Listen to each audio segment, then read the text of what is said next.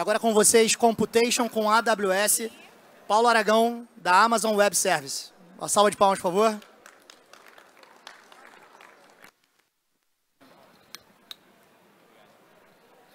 Bom, pessoal, obrigado por vocês estarem aqui. Um segundo só. Bom, muito obrigado por vocês estarem aqui, um prazer enorme. Tive no ano passado, quando a gente estava lá perto do Pier Mauar, lá nos galpões, esse evento cada vez melhor. E eu vim falar para vocês um pouco aqui sobre a parte de computação confidencial e como é que a gente pode trabalhar com multipartes, compartilhando dados, sem que esses dados necessariamente sejam enxergados por essas múltiplas partes, né? Vou falar um pouco de aplicabilidade em blockchain em si, mas isso pode ir muito além, tá? Então a gente pode pensar, por exemplo, em treinamento federado de modelos de machine learning. Bom, para começar, eu queria entrar num ponto do que é uma computação confidencial. A gente tem que pensar em computação confidencial como um ambiente extremamente seguro, tá? Então ela vai ter algumas dimensões. A primeira coisa, você pode pensar num operador de nuvem, pode pensar nesse cara também como operador de data center, não precisa ser especificamente uma nuvem, né? Mas esse operador, ele tem algumas permissões. Vamos imaginar até num data center, né? Ele talvez seja o cara capaz de entrar lá, ele consegue ligar e desligar um servidor, mexer num hack e assim por diante, mas ele não consegue entrar no sistema operacional daquele servidor. Se a gente fizer um paralelo para a nuvem, é a mesma coisa. O operador da nuvem, ele pode ser capaz de dar permissão para vocês poderem criar recursos na nuvem, mas ele não tem capacidade de olhar o que está dentro daquele recurso, tá? Então isso já é uma primeira dimensão de proteção. Uma outra dimensão de proteção é o próprio administrador daquele ambiente. Então o administrador daquele ambiente, ele agora tem acesso àquele ambiente de sistema operacional, aqueles dados que estão lá dentro, e ele tem algumas permissões. Mas a gente quer proteger os dados, inclusive, dessa pessoa, tá? Então, aqui o que vocês podem pensar é dados em trânsito e dados em repouso, a gente sabe como proteger, todo mundo sabe. Dados em trânsito, TLS.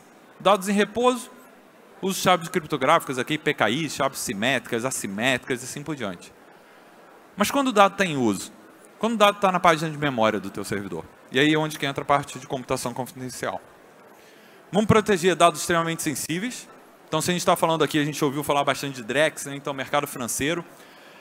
Quando a gente está falando de dados sensíveis, chaves de criptografia, então a gente talvez queira fazer gestão de chaves de criptografia, só que você vai confiar a chave da sua casa ou a escritura do teu apartamento para uma pessoa que você não conhece? Então, como é que a gente pode proteger essa chave de criptografia? Parte de saúde também, tá? Os dados de saúde são extremamente confidenciais, sensíveis. Finanças é o meu mercado, tá? Eu estou há 5 anos dentro da AWS, eu sou um Principal Solutions Architect, focado no mercado financeiro, liderando o time de arquitetos. Aqui, se eu te disser o que tem de dados confidenciais, é enorme, né? Basicamente, a nossa vida é uma vida financeira. E a parte de propriedade intelectual. Pensa em propriedade intelectual, o código que vocês estão desenvolvendo. Vocês estão desenvolvendo uma solução que terceiros estão utilizando. Por que terceiros não podem fazer uma engenharia reversa da sua solução e copiar aquele código? Então, como é que a gente faz isso dentro da AWS? A gente tem duas dimensões, como eu comecei, tá? Então, proteção de quem opera a nuvem e proteção de quem opera os dados que estão dentro do conteúdo da nuvem. E dentro dessas dimensões, a gente vai proteger com o Nitro System, vou falar bastante dele, tá bom? E do Nitro Enclaves. São os dois grandes tópicos que eu vou mencionar aqui. Por baixo dos panos, eles utilizam o quê? Padrões abertos, como o Nitro TPM, que usa o padrão aberto TPM 2.0, que é o Trusted Platform Module. Tá? Então, acho que isso que é um outro ponto bem interessante. A gente trabalhar com padrões abertos. Acho que, voltando ao ponto do Drex, a gente viu aqui Hyperledger vindo da Hyperledger Foundation. Mas deixa eu contar para vocês um pouco de como a gente conseguiu chegar nesse momento de computação confidencial. E, para isso, eu queria falar de virtualização. Quando a gente fala de uma virtualização clássica, e aí aqui pode ser Hypervisor KVM, Zen, VMware e assim por diante, como é que esses hypervisors trabalham? Eles pegam aquele ambiente, pode ser uma CPU, um servidor, alguma coisa completa, e dentro daquilo ele tem um hypervisor, tem toda uma gestão de rede, de armazenamento, segurança, monitoria, assim por diante. Até 2017, a AWS vinha operando dessa maneira, e a gente veio ao longo dos anos desenvolvendo melhorias em cima desse ambiente de virtualização clássica. A partir de 2017, a AWS vai e implementa uma nova arquitetura, que é a nossa arquitetura Nitro. O que ela veio de diferente? A gente pegou, primeiro, toda a parte de rede, separou numa placa física, apartada daquela placa-mãe, apartada daquele processador, colocou um ASIC, um chip, para processar toda a parte de rede, inclusive o offload de criptografia de rede. Todo dado navegado dentro da nuvem AWS é criptografado, queira você sim ou não. A gente criptografa o dado que passa pelos nossos switches físicos. Tá? Então isso é uma proteção que a gente tem. Nosso backbone 100% proprietário e privado, tá? Inclusive cabeamento ao redor do mundo. Tá? Então cabo de fibra submarino, tem uma empresa da Amazon que passa cabo de fibra submarino entre continentes para conectar as mais de diferentes 31 regiões da AWS ao redor do mundo. Além disso, a gente desenvolveu uma placa de armazenamento. Vocês podem pensar não só o disco, o famoso disco na barriga do servidor, né, o disco que está ali atachado ao servidor, mas também como o disco que está vindo da rede. Importantíssimo para o mundo de blockchain, onde que a gente está falando que a nossa chain é armazenada em disco.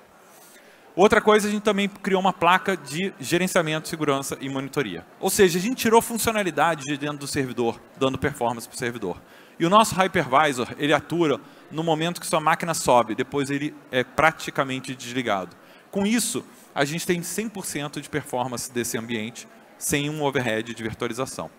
E por que eu estou falando disso para vocês? Porque essas placas aqui vão ser as placas que vão ajudar a gente a obter esse ambiente de computação confidencial. Tá? Então, deixo para vocês depois, se quiserem pesquisar. A gente tem um paper que explica tudo sobre o nosso ambiente Nitro. Tá? A gente é muito transparente nesse tipo de informação. E vocês podem procurar, que é bem legal a maneira como a gente explica que a gente cria esse ambiente. Bom, então vamos agora falar do Nitro Enclaves. Então, pensa que o Nitro é um conjunto completo, uma plataforma completa, e uma das funcionalidades é o Enclaves, que é essa parte de computação confidencial. Bom, para começar, o Enclaves a gente pode pensar da seguinte forma. Esse é o ambiente tradicional. Uma única máquina, você dentro dessa máquina tem usuários, tem as suas bibliotecas, tem os seus containers rodando, tá? Você tem tudo rodando desse ambiente. E você também tem o teu dado criptografado. Beleza, você pensa assim, meu dado está criptografado, ele está seguro, tranquilo. Aí a sua aplicação faz o quê? Descriptografa o dado, né? Perfeito. Aí tem um rootkit instalado na sua máquina e você nem percebeu, e tem um ator malicioso que é capaz de acessar a página de memória da tua máquina e fazer um dump daquela página de memória.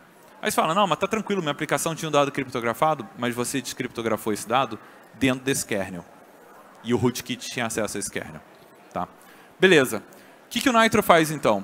O Nitro ele cria um ambiente totalmente isolado de CPU e memória.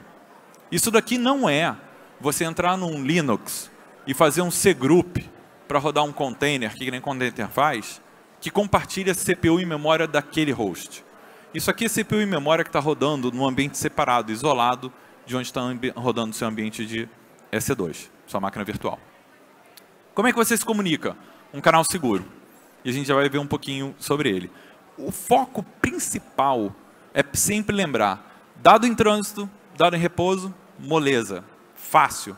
Mas como é que a gente protege dado em uso? E é onde que entra o Nitro Enclaves. Bom, é uma máquina virtual, tá bom? Então, assim, vamos começar a separar o que ela é ou não é. É uma máquina virtual, é uma máquina que roda um Linux OS baseado ali em Linux, Amazon Linux 2, totalmente lightweight, a gente cortou um monte de coisa de funcionalidade, inclusive o seguinte, não tem armazenamento persistente, tudo que está rodando dentro do enclave está em memória, tá bom? Então, se o enclave desligar, perdeu, não tem armazenamento persistente, não é um container, não tem comunicação com o mundo externo. Aí você fala, pô, inútil, não fala com o mundo externo. Ele fala com o parent host, tá? Que é a máquina onde ele está conectado, e eu já vou explicar para vocês como é que é essa comunicação. E aí o interessante é, ele tem as suas próprias chaves de criptografia. Ele trabalha com PKI, tá? Chave pública e privada. Então, ambientes externos conseguem criptografar dados com uma chave pública do Enclaves, e aí o dado só pode ser descriptografado pelo Enclaves, por mais ninguém.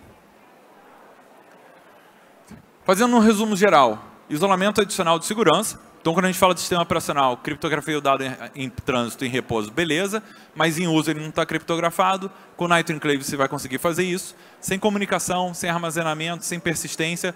E, by the way, sem acesso, você não consegue fazer SSH para dentro desse cara, você não consegue fazer um netcat, né, um NC, você não consegue fazer nada de acesso para esse cara, a não ser através do canal seguro. Você tem flexibilidade de processadores. Então você vai falar assim, Paulo, mas por que não Intel SGX? É uma opção, mas você está amarrado com Intel. Utilizando Nitro Enclaves, vocês podem utilizar processadores Intel, processadores AMD, processadores ARM. Tá? E vocês conseguem ter não só performance, segurança, escalabilidade, mas como também flexibilidade. Vocês não precisam ficar amarrados a uma única solução. Além disso, ele trabalha com uma parte de atestado criptográfico. Aí é bem legal, né? A gente fala bastante de blockchain aqui, e fala de atestados criptográficos e de Merkle Tree, de como é que a gente faz hash, e um hash linka com o outro e assim por diante. Essa é uma maneira de você fazer um atestado de criptografia muito similar ao que redes blockchain fazem. Tá? Então, aqui é onde que começa a ficar uma coisa bem legal do Nitro Enclaves. O Nitro ele é capaz de virar para serviços ou nativos da AWS ou serviços externos que vocês desenvolvam e dizer, eu sou o Nitro Enclaves. E como? Se fosse com um crachá que nem esse, é tão simples quanto eu tirar o crachá, entregar para uma outra pessoa e pronto. Aí você vai me dizer, Paulo, mas tem a pulseirinha. Beleza. Alguns de vocês aqui devem ter uma pulseirinha similar. Se eu passar o crachá para essa pessoa aparentemente sou eu. Mas não. No Nitro Enclaves, a gente vai trabalhar com o que a gente chama dessas medições. Tá? São os PCR. O PCR são hashes criados a partir de certas características daquele Nitro Enclaves. O Nitro Enclaves, ele tanto é a parte de máquina virtual, tá bom? Então, na máquina virtual, a gente pode falar assim, eu vou ter o ID daquela máquina, então eu posso garantir que só Nitro Enclaves que estão rodando num servidor virtual específico vão ter acesso a um certo dado específico meu. E se esse Nitro Enclaves for rodar em outro lugar, por exemplo, alguém clonou o meu Enclaves e está rodando em outra conta AWS, já não consegue acessar aquela informação. Então, esse pode ser um hash que a gente usa para garantir segurança. Assim como também você pode trabalhar com algum hash proprietário seu. Tá? Então, aqui a gente pode entrar com informações de usuário, como, por exemplo, nonce. Poderia usar, sei lá, um sub de uma autenticação WAF2 e coisas afins. Tá? Então, essas medições são as medições que garantem. Pensa da seguinte forma, é como se fosse uma biometria nossa. É a biometria da máquina. É uma digital da máquina, é uma imagem facial, é a íris da máquina. Essas medições são as características nativas da máquina que garantem ela. E não só da máquina. O enclave é composto da máquina virtual e da imagem. Então existem também medições da imagem, garantindo que, se algum hacker, por algum motivo, entrou no teu repositório de CI/CD que constrói essa imagem de enclave e tentou fazer um embedding de um dado lá, essa imagem enclaves mudou, certo? Porque agora tem algum bit a mais. O hash dessa imagem enclave mudou. E agora você consegue dizer, cara, não é a mesma imagem, essa imagem foi adulterada, não pode ter acesso ao meu dado. Oh. Beleza. Uma das integrações que o enclave tem é uma integração nativa com a AWS KMS. O KMS, o Key Management Service, ele é um serviço de gerenciamento de chaves criptográficas. Ele é uma abstração de um HSM. Por trás dos panos, ele tem um HSM. Um HSM é um Hardware Security Module. E esse HSM ele é certificado FIP 140 nível 2. Só que para facilitar a interação desse HSM com vocês, tá? Quem já gerenciou HSM sabe que é bem difícil, a gente criou um conjunto de APIs para facilitar e a gente desenvolveu esse serviço chamado KMS. Lá você pode construir chaves criptográficas simétricas e assimétricas. Uma vez que você tem ele, você pode trabalhar ele com Nitro, e eu vou ter um exemplo que mostra todo o fluxo bonitinho, mas imagina que é o seguinte, o Nitro vai buscar nele as chaves que você armazenou. Então ele pode ser um sistema de gestão de chaves privadas, leia-se, carteiras digitais, para redes blockchain. E a gente tem todo um blog post que explica como construir essa solução. Beleza. Passou a parte da propaganda. Vamos para a parte do exemplo real agora. Mas eu queria trazer para vocês esses conceitos, porque não ia adiantar de nada eu falar isso aqui para vocês, sem vocês terem uma base do que eu estava falando. Primeira coisa, deixa eu introduzir 3 pessoas para vocês. O dado, né, o dono do dado, na verdade. Então, o dono do dado é o cara que tem acesso às informações sensíveis. Pode ser um hospital, pode ser uma instituição financeira, pode ser uma corretora que faz gestão de ativos. Tá? Pode ser um custodiante, pode ser um liquidante e assim por diante. Administrador de sistema é o cara que gerencia o ciclo de vida. Tá? O que é gerencia ciclo de vida? É o cara que garante que a sua máquina está funcionando, que o seu ambiente está operacional. É o cara que garante que toda a parte de segurança está sendo implementada e assim por diante. E você tem um desenvolvedor, que é o cara que vai desenvolver a aplicação que está rodando dentro do teu ambiente Nitro Enclaves. Tá bom? By the way, desenvolver uma aplicação para o ambiente Nitro Enclaves pode ser desenvolvida em qualquer linguagem de programação que vocês estão acostumados, tá bom? Dentro lá, lembra-se, é um ambiente de Linux. Se você tiver as bibliotecas que você precisa, sua aplicação vai rodar. O Nitro Enclaves, ele fornece um SDK para você interagir com o Nitro Enclaves. Por que você precisa disso? Como é que você vai pegar aquelas medições? Você precisa de uma chamada de código para pegar aquelas medições. Tem o Nitro SDK, tá bom? O Nitro SDK, hoje, a gente vai ter nele uma integração nativa com o KMS, que nem eu mostrei para vocês, e eu vou explicar como é que isso vai chamar essa chave. Mas se você quiser se integrar, por exemplo, com a Dynamo, que está ali fora, né? Que é um ambiente de HSM, que você pode ter tanto na nuvem quanto fora da nuvem, você também pode desenvolver a tua aplicação do Nitro Enclaves, acessando as chaves de criptografia que estão no Dynamo. Dynamo, né? Desculpa, eu sempre falo Dynamo, mas é Dynamo. Bom, beleza. 3 passos para fazer isso. Buscar informações, dados, chaves de criptografia e assim por diante. Enviar esses dados para o KMS ou para outro ambiente como um Dynamo e fazer verificações e receber esses dados de volta. Beleza. Nada como um diagrama de arquitetura. Bom, começando por isso, eu vou usar um exemplo, em vez de ser blockchain, né, sair um pouquinho aqui do tema, mas eu vou pensar num exemplo de um data lake ou de dados armazenados no sistema de armazenamento de objetos. Então, beleza.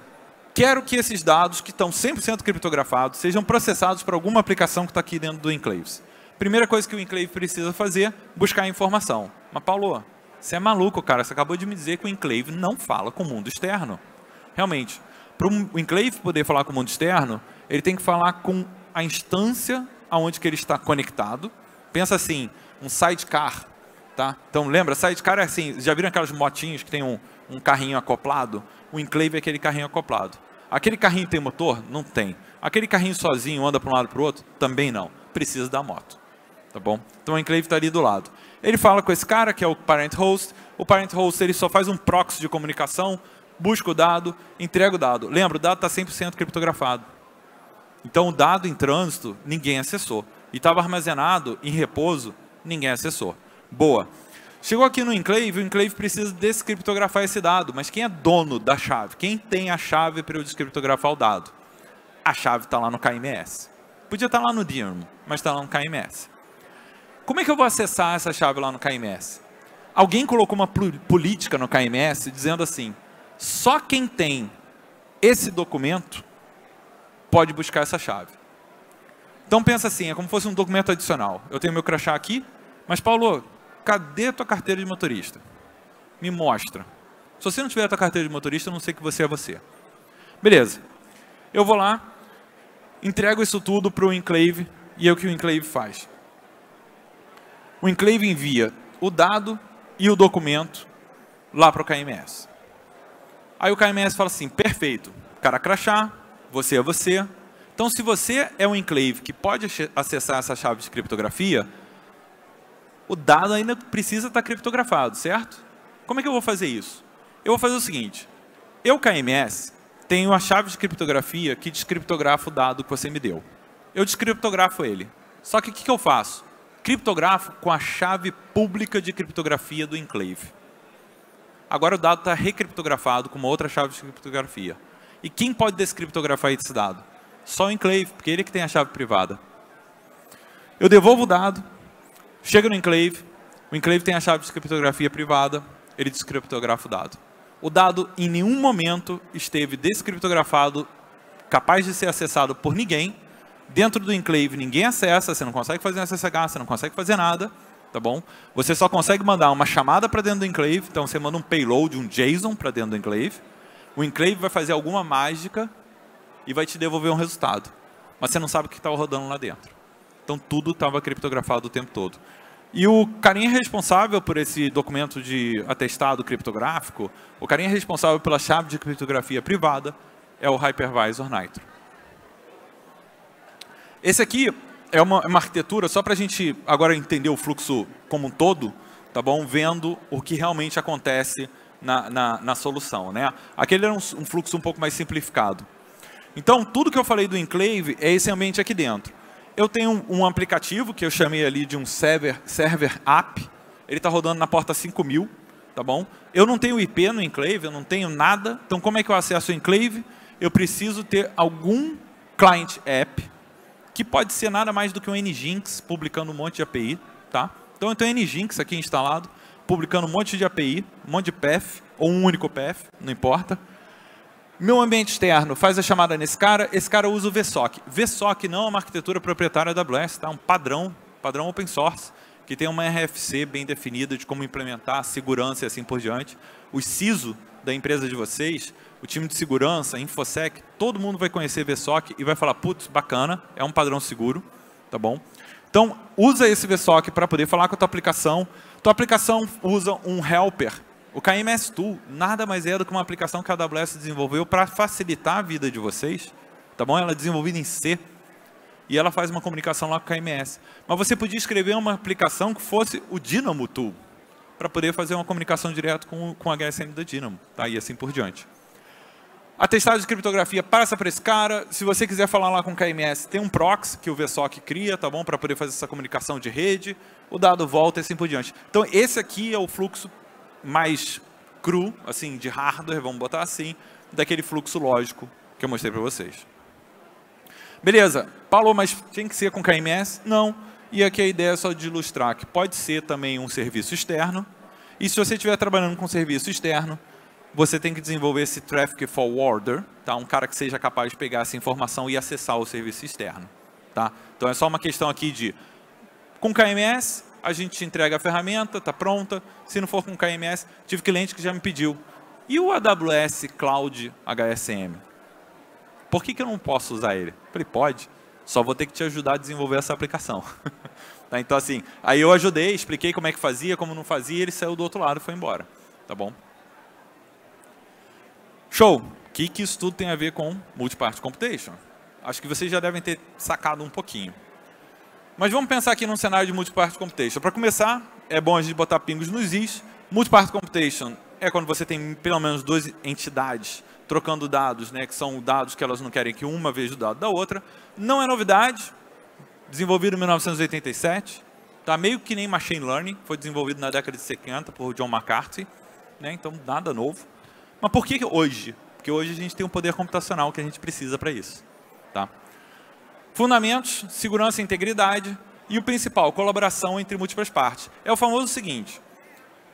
É o Toshines é fresquinho porque vende mais, ou vende mais porque é fresquinho. Né? Então, assim, eu vou dar o meu documento de venda de carro para você, e você faz o depósito para mim, ou você deposita para mim e depois eu dou o documento no meu carro. Né? Esses momentos assim conflitantes da nossa vida, Multi-Party Computation pode resolver isso, porque teoricamente a gente ia fazer essa troca sem nenhum dos dois saber se o outro já tinha feito o depósito ou a entrega do dado.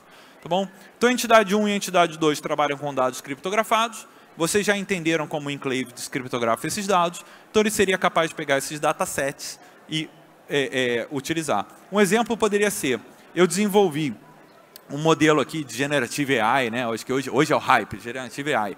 Usei o Falcon 108B, o mais novo modelo de 180B, o mais novo modelo de Generative AI desenvolvido pela Hugging Face. Coloquei ele lá dentro do enclave.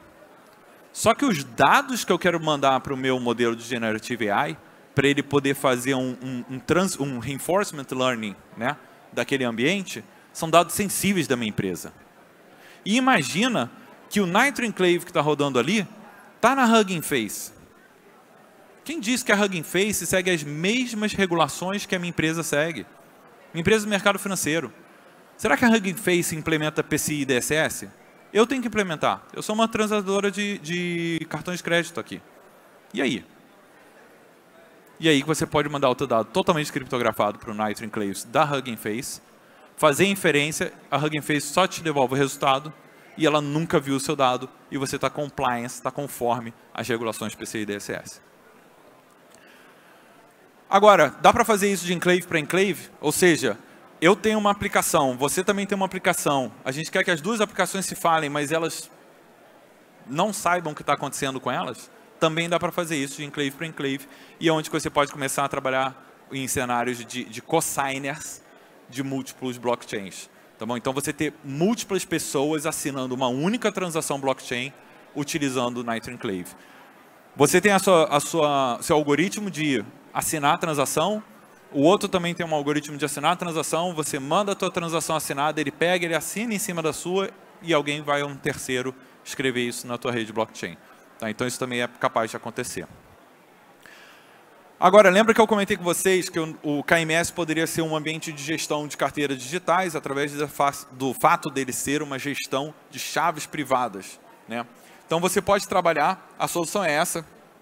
Tem um blog post, quem quiser ler sobre, entender o que está acontecendo por trás dos panos. Tá? E tem um workshop. O workshop faz o deploy dessa solução, inclusive utilizando o Amazon Managed Blockchain. É um serviço de blockchain gerenciado da AWS, onde você pode criar nós para ambientes públicos de Ethereum, ou nós para ambientes públicos de Bitcoin, ou pode criar redes Hyperledger Fabric privadas, permissionadas. Tudo gerenciado pela AWS, você não tem que gerenciar os nós, você não tem que se preocupar com a segurança e assim por diante. Tá? Então é bem legal, essa é a arquitetura do ambiente, e você tem o Nitro Enclaves ali fazendo a assinatura dessas transações. Beleza, como é que isso acontece no dia a dia mesmo, agora pensando como desenvolvedor? Tá? Primeira coisa, eu preciso criar essa chave privada. Então eu vou ter alguma função lambda, container, um Kubernetes aqui, um pod, assim por diante. Ele vai mandar uma chamada para o KMS de criptografar a chave que ele gerou. Tá? Então ele gerou uma chave privada, rodou lá um OpenSSL, criou uma X509 da vida. Quero criptografar essa chave para armazená-la criptografada. Ele faz isso, ele recebe o dado criptografado e a gente joga esse dado criptografado no Secrets Manager. Tá? O Secrets Manager é um parceiro do KMS. Beleza, aí eu recebo um 200 ali, um 200, ó, criado, criptografado, armazenado. E como é que eu vou assinar a minha transação de blockchain com aquela chave? Então lembra, a chave está criptografada e eu coloquei uma política naquela chave de que somente imagens de enclave que eu criei, que podem fazer assinatura de transação, acessem aquela chave para descriptografar e entender qual é a chave privada para assinar aquela transação. Então vai começar da seguinte forma. Vamos ver se o pointer vai funcionar. Ok, estou sem pointer. Função lambda, container, enfim, só aplicação. Só aplicação vai fazer uma chamada direto no teu Nginx, né, que você está expondo aqui dentro do teu parent host, tá bom? Então, eu estou em máquina de parent, ela vai falar o quê? Cara, antes de eu chamar lá o enclave, eu tenho que pegar a chave criptografada. Então, ele vai pedir um get secret lá no KMS. O KMS vai descriptografar, tá, aquela informação e criptografá-la de novo com o quê? Com a chave pública do enclave. Devolve isso criptografado para dentro da tua máquina pega o payload e a chave criptografada com a chave pública do enclave, joga para dentro do enclave, o enclave assina, depois de assinar o que ele faz, deleta a chave. Para que ele precisa daquela chave? Não precisa, ele não fica armazenando, não tem armazenamento persistente. Assina, deleta, devolve a informação para a tua aplicação recebe o quê? Cara, ela recebe aquela hashzão da tua transação assinada. É isso que ela recebe. É isso que ela precisa. Ela não precisa de mais nada além disso. Com isso, ela vai lá no teu nó de Bitcoin, no teu nó de Ethereum, teu nó de Hyperledger, Bezo, faz a assinatura, faz a transação, jogar lá para o validador e o validador guardar aquele bloco no blockchain. Tá? Por fim, eu queria deixar aqui, é um conceito ainda relativamente novo, não sei, vocês com certeza sabem muito mais do que eu, já devem ter visto isso muito mais vezes que eu, mas é o Vitalik, gente, eu não consigo falar o nome dele nunca, mas enfim. O dono do Ethereum, né, o cara que pensou nisso tudo, que vem desenvolvendo novas tecnologias, o Vitalik, ele vem pensando nesse novo protocolo de ERC, óbvio que eu não vou lembrar direito, mas é 4.300 alguma coisa, tem um link aqui embaixo, ó, 4337, ERC 4337, tá? E aí fala do seguinte, que você vai ter agora esse abstract, né, que ele chama Account Abstraction Wallet. Qual o problema de wallet hoje em dia? Primeiro vamos falar de redes públicas, depois a gente pensa em redes privadas, etc. Redes públicas você tem que pagar gas, né? Você tem que ter grana para fazer uma transação. E se você não quiser ter grana para fazer uma transação, mas você quiser fazer uma transação, você não pode. Essa é a regra do jogo hoje. Aí imagina que você tem hoje o teu banco. Hoje quando você tem no teu banco, você é cliente do banco, você não tem lá um pacotinho mínimo de coisas que você pode fazer? Por exemplo, você pode fazer 5 docs, você pode fazer 3 saques por mês, pode emitir 10 cheques. Você tem esse pacote mínimo, né? Se você tivesse um pacote mínimo com alguém que gerencia a tua carteira digital do teu ambiente blockchain. Legal.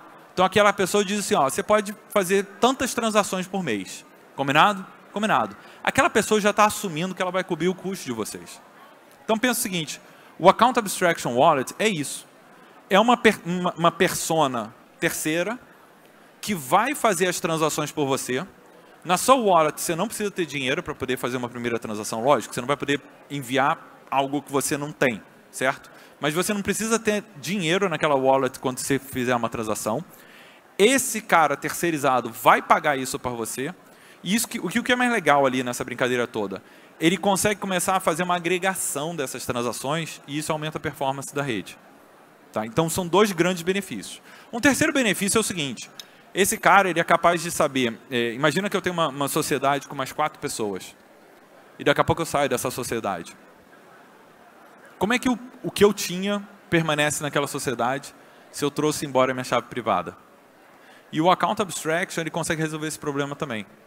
Então você consegue ter múltiplas pessoas assinando uma transação e agora você consegue saber que já que múltiplas pessoas estavam assinando aquela transação, o que tem naquela transação pertence àquelas múltiplas pessoas. Se uma das pessoas sumir ou até perder a chave, né? Quem nunca? Eu estou super pensando em tatuar as minhas 24 palavrinhas aqui no braço, né? Para não perder. Todo dia eu acho que eu vou lá no pacotinho, ok, ela está aqui. Nesse caso a gente poderia também ajudar em recuperação, tá? Se foi assinado por mais de uma pessoa e uma pessoa perdeu a chave, se você ainda tem a chave das outras pessoas, você consegue. Só que olha que legal, né? Eu estou falando aqui de múltiplas pessoas assinando. Você quer deixar que as outras pessoas vejam a sua chave privada? Não. Então lembra do Night Enclaves? Lembra de Multi-Party Computation? De você ter isolamento? O Night Enclaves pode te ajudar com isso. E lembra da integração com o KMS? Sabe o que é legal com o KMS? Há 5 anos já, vai dar o tempo que eu estou dentro da AWS, o KMS tem suporte a algoritmos Post-Quantum TLS. Tá? Post-Quantum para criptografia de dados. Significa o quê? Significa que se você tentar usar um serviço como o Amazon Braket, que é computação quântica, como serviço na nuvem AWS, para quebrar chaves de criptografia, e você utilizar KMS para gerar essas chaves de criptografia, nenhum computador quântico vai conseguir quebrar num tempo hábil. Tá? Segue todos os protocolos do NIST. Tá? Então hoje o NIST está na versão Revision 3 do... Esqueci, começa com K. Kyber.